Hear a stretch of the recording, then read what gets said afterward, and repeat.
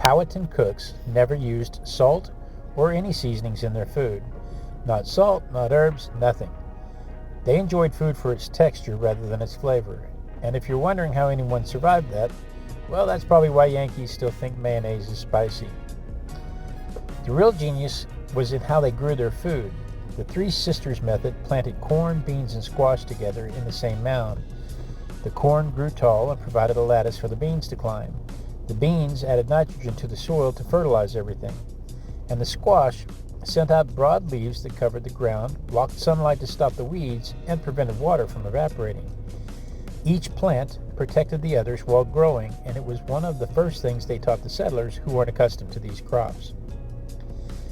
Corn made up somewhere between 40 and 70% of the Powhatan diet, depending on where you lived and your status.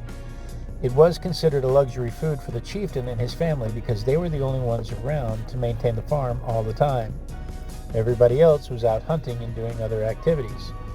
Cooks would crack the corn and soak it overnight, about 12 hours or so, to make hominy because hominy was easier to digest. Then there's the Tuckahoe tubers, which are poisonous unless you boil them long enough. And you gotta wonder, how did they figure that out? At what point did someone say, hey, I know this is killing everybody, but maybe if we boil it just a little bit longer, it'll be okay? It's like the people experimenting with mushrooms. Bob's mushroom made him see sound, but Timmy's mushroom appears to have killed him. Were you just going through the wilderness trying different tubers and marking them down? This one killed everybody, but maybe if we boil it longer, well, I don't know, let's try it again. The cooking itself was basically mulligan stew. They'd put a clay pot on to boil, and the pot would boil all day long. People would come through and just add stuff to it. You add some rabbit meat, you add some spinach leaves, you add some corn. There was no set breakfast, lunch, or dinner. It was just whenever they were hungry. Family members would add to the pot as they wandered through, then get a serving whenever they wanted. You never knew what it was going to taste like the next time you ate it.